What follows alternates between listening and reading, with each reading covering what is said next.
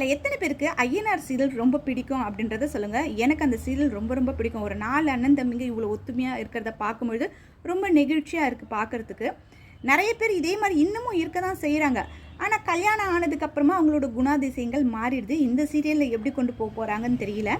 இப்போ இந்த சீரியலில் ஒரு சூப்பரான ஒரு ப்ரோமோ அதை தான் இப்போ உங்களோட ஷேர் பண்ண போகிறேன். ஆல்ரெடி வந்து பார்த்திங்கன்னா பாண்டி வேலை செய்யக்கூடிய அந்த மெக்கானிக் ஷெட்டில் வந்து பார்த்திங்கன்னா அந்த ஓனர் இந்த கடையை நீயே எடுத்துக்கோ ஒரு 3 லட்ச ரூபா கொடுத்து அப்படின்னு சொல்லியிருப்பாரு. பாண்டி கொஞ்சம் யோசிப்பார், நம்மக்கிட்ட அவ்வளோ பணம் இல்லையே அப்படின்ட்டு. நீ வீட்டில் கலந்து பேசிட்டு சொல்லுப்பா அப்படின்னு சொல்லுவார் ஓனர். அதே மாதிரி வீட்டில் வந்து பாண்டி சொல்லும்போது கண்டிப்பாக அந்த கடையை நம்ம எடுத்துக்கலாம்ப்பா, நம்ம எங்களால் முடிஞ்ச உதவி நாங்கள் செய்கிறோம் அப்படின்னு சொல்லிட்டு ஒவ்வொருத்தரும் சொல்லுவாங்க. இப்போ அதே மாதிரி சேரன் சோழன் நீலா எல்லாருமே வந்து பார்த்திங்கன்னா பணம் ரெடி பண்ணியிருக்காங்க. பணம் வந்து பார்த்திங்கன்னா ஒரு 10,000 ரூபாய் குறையுது. 3 லட்ச ரூபாய்க்கு ஒரு 10,000 ரூபாய் குறையுது. இவங்க எல்லாம் இதை பேசிகிட்டு இருக்கும்பொழுது வெளியே நடேசன் தான் பிள்ளைங்க எவ்வளோ ஒத்துமையாக இருக்காங்க அப்படின்னு சொல்லிட்டு சந்தோஷப்பட்டுட்டு இருக்காரு. அப்போ 10,000 ரூபாய் குறையுது, என்ன பண்ணுறது அப்படின்னு யோசிக்கும் பொழுது ஒரு கவர் எடுத்துகிட்டு வந்து நிலா கிட்ட கொடுத்து இதில் எவ்வளோ பணம் இருக்குன்னு என்ன சொல்கிறாரு. அதில் பார்த்தீங்கன்னா 10,700 ரூபாய் கிட்ட இருக்குது. இந்த பணத்தை கடைக்காரர்கிட்ட கொடுத்து அது முதல்ல அந்த கடைக்கு ஓனர் ஆகு அப்படின்னு சொல்கிறக்கூடிய அந்த ப்ரோமோ வந்து பார்த்திங்கன்னா பார்க்குறதுக்கு ரொம்ப சூப்பராக இருந்தது.